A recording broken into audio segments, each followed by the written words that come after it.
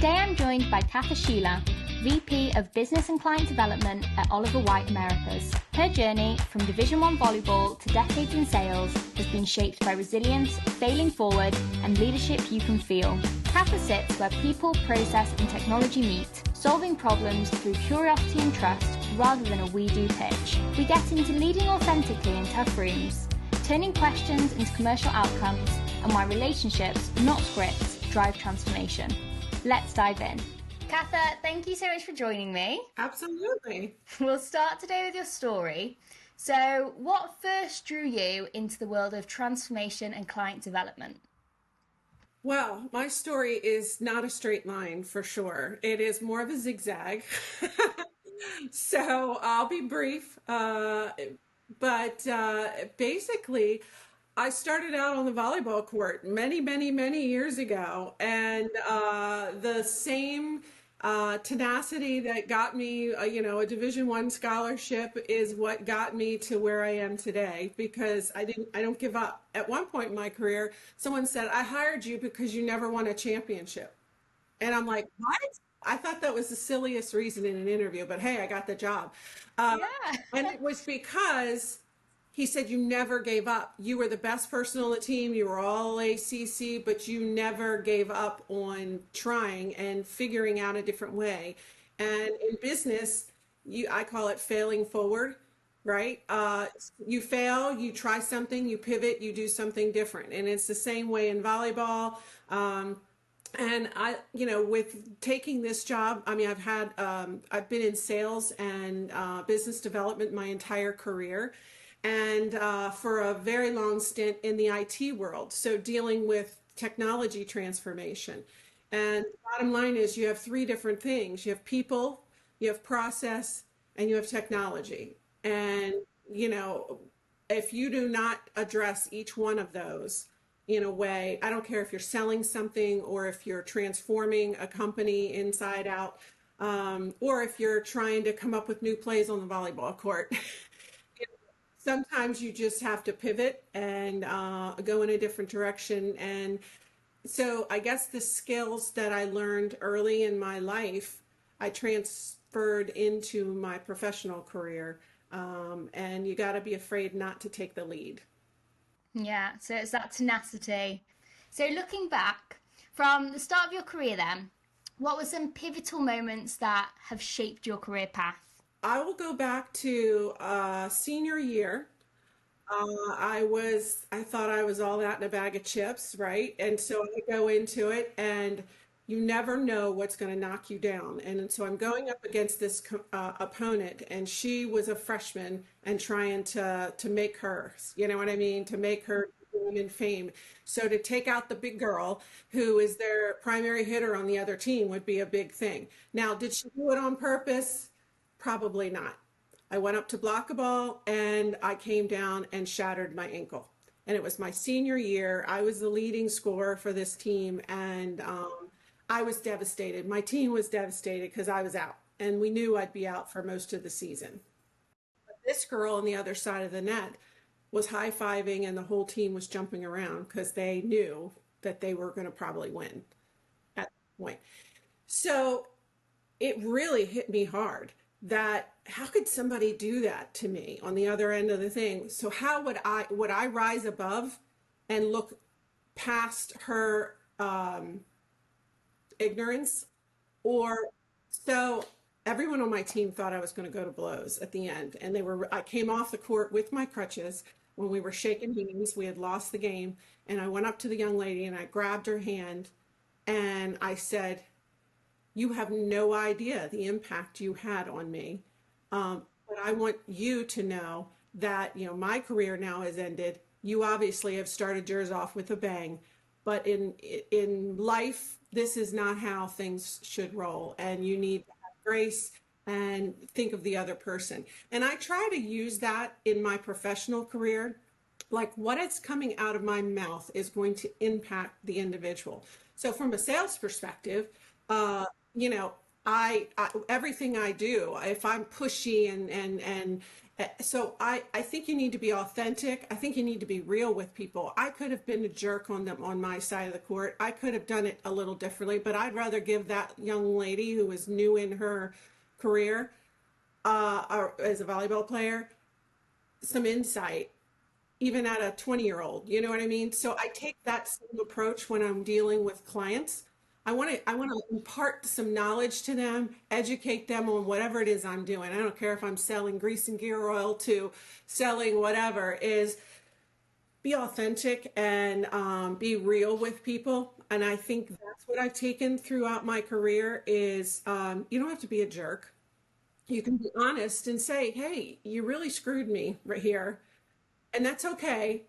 I want you to know the impact of what you did, but it's all right. You go do you. I'm going to do me. And, I learn from it. Right. And I think um, in business, there's no need for, ugliness.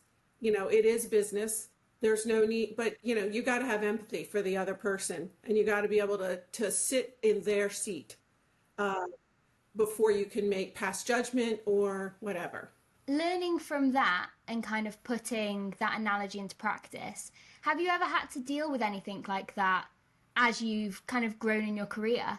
Have you had any similar situations? My brothers will say, "Oh, all you had to do was tell Katha that she couldn't do something, that she wasn't going to be successful, and then she was just going to kick it into high gear." Um, so, the same scenario there, I was able to, at the end of my season, I played with a cast on my foot and tape and everything else because I was held bound and determined to play in the ACC championship. And you have to do that in business too. So there have been times where this is actually a cute, funny story, but it is very indicative for as a female going into a male dominated. I sold because at one point in my life, I took my volleyball career and I became a college volleyball coach. So I coached for, as a woman, I was pregnant, owned a catering company, and coached college volleyball for 4 years, all at the same time Impressive. because I wanted to have this business that my husband and I had started, but it was kind of on the side at this point in my career. So I got to own my own business, which was cool, and I learned a lot. But I also wanted to give back to the sport that gave me so much, and it was a fun way to do that before I got into baby world. But of course, I got pregnant twice in my 4 years of, of coaching. So here I am, not willing to give up any of it. And oh, by the way, I had a full-time job, and my full-time job was selling, and I sold grease and gear oil to longshoremen on the Dundalk Marine Terminal in Baltimore. So talk about you'll never be able to do all of that, Katha. Well, guess what? Proved me wrong. I was pretty successful. I was, salesman of the quarter, multiple quarters for that particular job. I ran a successful catering business, had two beautiful children, and my team went from barely having uniforms that matched my first year to being a conference contender by year four. So I think people, prove you wrong, right? You prove me wrong that I can't do it. Watch me hold my coat. So, but in the funny situation of business specifically, um, I go in, it's 7 a.m. in the morning, and my first call in this grease and gear oil sales girl with my little suitcase filled with stuff in the late 80s. Uh, I will go walking in high heels. Just picture I'm going into a tugboat repair shop at 7 in the morning. It's dark. It's November, cold here, and I'm going into 10 guys in a dark dirt floor warehouse around a fire barrel, and I'm trying to sell grease and gear oil as a woman by myself. As a female, do you rise above? Don't look at the surroundings that are faced in front of you, and then you turn around, and I sold a 55-gallon drum of gear oil to them, which Mm-hmm. I was able to be off the rest of the week because it was very Yeah. expensive. And how I did it was not selling by my femininity. I said, only thing you're going to get out of me is some really good product and maybe a dirty joke, but that's about it. And I set the tone of how I was going to present myself. Never looked at the surroundings around me and looked the guy straight in the eye. And he, I think, respected me because I didn't go there, which I could have done the female sexy sales, sit on the car type sales girl. Was not who I was, nor would I project myself that way. And because was steadfast in the way I handled it, I won in the end. So, yeah, a couple stories in there. Don't sell yourself out, right? Don't ever change who you are, be authentic, and and then don't give up. Just because the situation in front of you looks like, oh crap, I should just turn around, get back in my car and roll. Um, don't think that you can't just push through and make it work no matter what gets thrown at you. I love that. I feel like, again, it's so important to be authentic to your kind of style and how you present yourself because that's what it really comes down to, isn't it? Yeah, 100%. You have to be yourself. So if you try for a salesperson, if I tried, even in this, if I tried to have canned statements or you sound fake. And in business development and sales, people read right through that.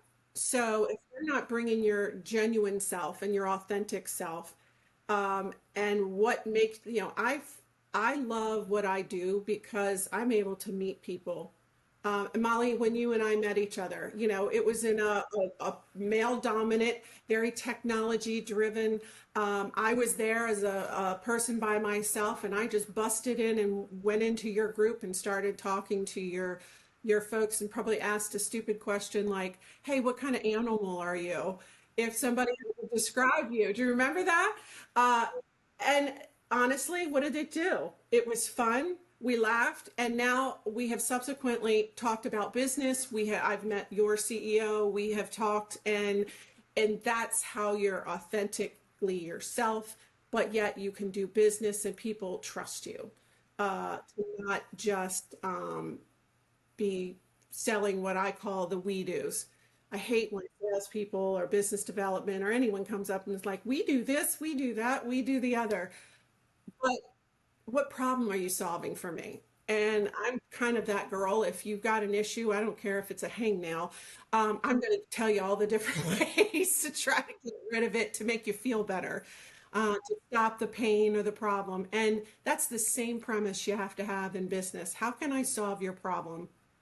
And the more problems you solve for people, the more business you're going to get. I think as well, you're so right on the nail in terms of you've got to create that relationship with people first. And I think you being in sales, that might be quite a difficult thing to kind of balance.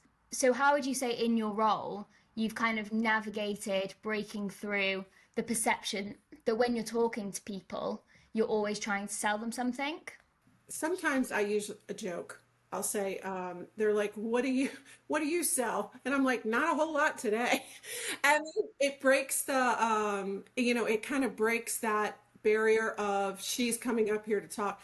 And it's depending on the level of the individual that I'm talking to. It's very different. So if I'm talking to a C-suite, CEO, COO, you've got to meet them where they are. And the last thing that they want to hear about is your products. They're going to push you down to a different level. But if I ask them, I was looking at your 10K and your quarterly reviews, or I saw your annual report, and it looks like you are trying to do 10x this year in your cookie line that you manufacture. Tell me about that. How is that going for you?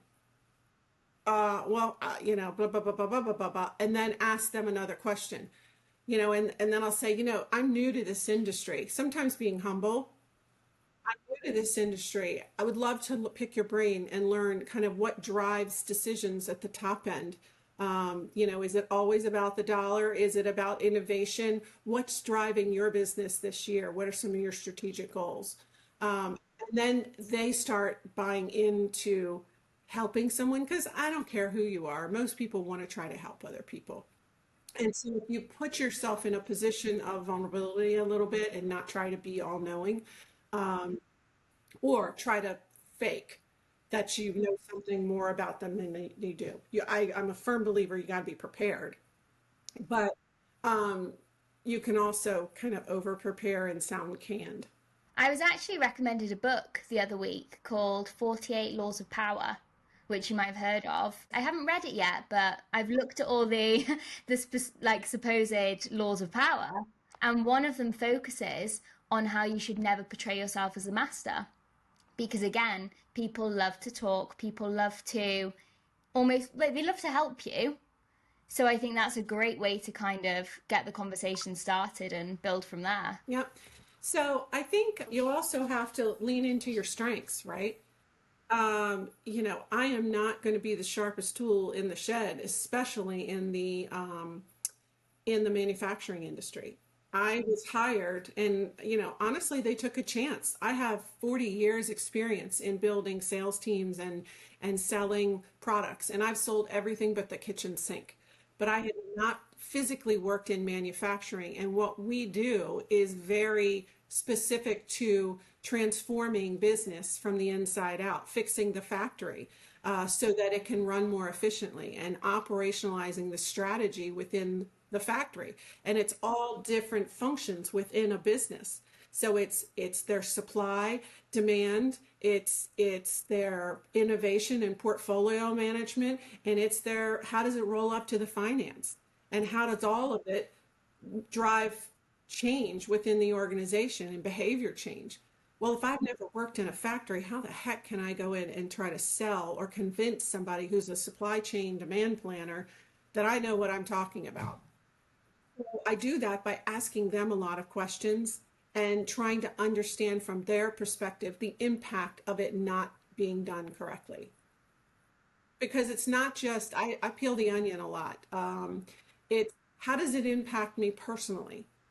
Am I not able to get to Johnny's baseball game because I've had to put in 60 hours this week because something was not done correctly and we didn't have enough product to go out the door and basically poo-poo flows down, right? And it was hitting the shop floor. Um, and so that guy wasn't able to get to Johnny's baseball game. That's personal impact. He's frustrated at his job because somebody didn't do what they were supposed to, because in a meeting somewhere, they didn't communicate effectively. And then those communication effectively to the finance department who was making decisions on where they were going to invest and whether they were going to buy another factory. See how it all dribbles down to that personal impact. If that problem was solved on the shop floor, it would trickle and impact all the way back up to the executive suite where they're making financial decisions on what to do with their business. I know it sounds like a far stretch, but that's why people buy, because it personally impacts what they're trying to do. And if you can get to the root cause of why people make decisions, then you win. Emphasis on always asking questions. Yeah. Yeah. So, from someone in my position, obviously, I'm just starting off in my career. I think going into businesses and kind of trying to navigate that, do you have any kind of advice for navigating? Because as you can imagine, I'm usually the youngest at the table, and it can sometimes be a little bit intimidating when you haven't got as much experience as the people that you're surrounded by. My recommendation to you and any other woman who is starting out or young professional, I have kids that are 27 and 28 who are in their second career position and having to start over into something different. And they also are trying to define themselves. Don't let anyone don't have limiting beliefs within yourself.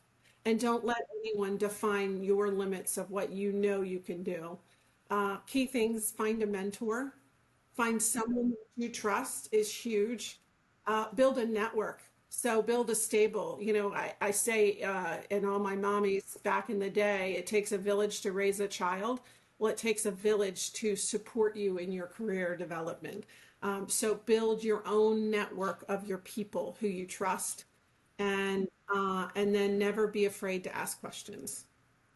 Even the dumb ones, which by the way are usually the smartest ones, will disengage people from being so hardcore and so in your face about things, and they will take the time. And you'll probably learn more from those questions than you will from the ones that you think are the smart ones to ask. And you mentioned a mentor as well. Would you say the importance of a mentor is from a previous experience you've had of having one or lack of, or your experience of maybe being a mentor now? I would say it's all three. I absolutely love to mentor people who are coming out of college because I think you've had a lot of frat parties and you've had a lot of fun and you have this resume that you've tried to build. If you didn't have an opportunity to build your internships and come out there with $100,000 a year job, uh, you're trying to figure it out. So you take the skills that you have, and so I love working with young people who are trying to figure that out and giving them opportunity. And it's all about who you know, right? In business, sometimes it's just not your skill set. So getting connected with people. And so I love to mentor young people and introduce them to other executives who can help build their network and their breadth of influence. I think that's the one thing. As far as mentors that I've had, it's funny because some of my hardest people I learned the most from, and these people were a pain in my butt, like throughout my career. And I could call one of them today and say, "Yep, you were a jerk." And I even called him that, but it was probably a word that started with a D that isn't very nice to say because he was being so hard on me. But to this day, he's the same person that I sat up till 3 in the morning and wrote proposals with, and we closed a ton of money, ton of deals, and a ton of money because I met him where he was mentally, and I let go of all the stuff that was making me mad about him and appreciated him for the value that he could bring. And that's when our relationship today, I could call him, I call him my 2 a.m. If I needed anything, that person would be there for me professionally or personally. And so developing that level of a person that you learn from and respect them regardless of their personal demeanor or the way they are, try to grab a little nugget from every person you meet. And I might not want to emulate him or some of the other mentors I've had as men uh, in certain aspects, but you take a nugget from each one. I think that's a really great way to kind of view every experience as a learning experience as well. Like there's always, whether it's negative or positive, there's always something that can be learned from it. As we know, we both work in male dominated spaces at the moment. And I was just wondering, have you faced moments where being a woman has meant that you've had to prove yourself differently? I grew up with three brothers, and so, and this is probably not, politically correct. Their attitude with me is burn the bra, babe. You are going to cut the grass just like I am. My brother and I competed on everything. If it was who's going to set the table quicker. And so all those things being with guys, I generally like guys better than women because they're just, but as I've gotten older, I have an appreciation for women business professionals. So it's as you evolve in life, but I think what made me tough and driven was being around guys. That really and being accepted. I was never one to be I could have been the pom pom girl. You know what I'm saying? And I was the pom pom girl quick because I wanted to play volleyball and get a college scholarship. So I think it's your mindset of how you played what tennis. I can't remember. Netball. Yeah, netball. Okay. So it's the same thing, right? You could have done a lot of other things. I was a dancer, and Yeah. loved the pretty stuff and whatever, but that wasn't going to get me where I needed to go and the skills and the things I learned. So, as far as a male, and getting back to your question, um, again, it's learning from those situations, falling down, getting your knee scrubbed and kicked in the teeth or made fun of, for whatever reason, or you're not in the old boys network. Well, guess what? My mom told me early, you want to be able to have your husband around if he's into sports, you better learn football.